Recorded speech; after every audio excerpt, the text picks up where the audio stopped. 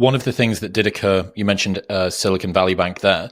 There was a big bump in terms of Bitcoin and other cryptocurrencies around about that time. And it seemed like one of the first periods where people genuinely saw crypto as a store of value, as a way to just, I need to put my money somewhere that I feel is safe. And given the last 18 months of what's happened with crypto, considering that as that's the place I'm going to store my assets in order for it to be safe, I think said quite a lot about how people sort of perceived the state of the dollar and the security of banks and stuff at the moment. What's the role of Bitcoin or cryptocurrency in the current economy in your eyes? I think cryptocurrency or Bitcoin doesn't move in a reliable way related to almost anything. It's, moves up and down because of this mood and that mood.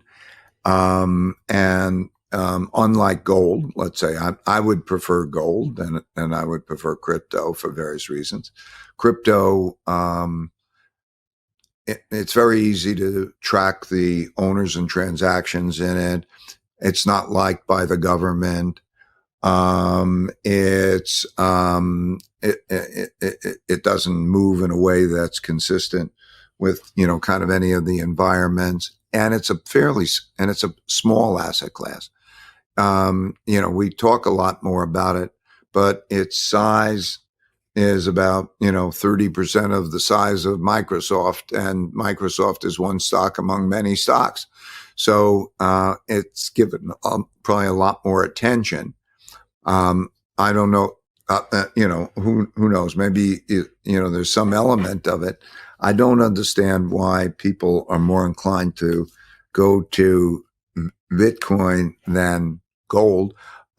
If you look internationally, gold is, for central banks, the third highest reserve asset. First is dollars, then euros, then gold, then Japanese yen.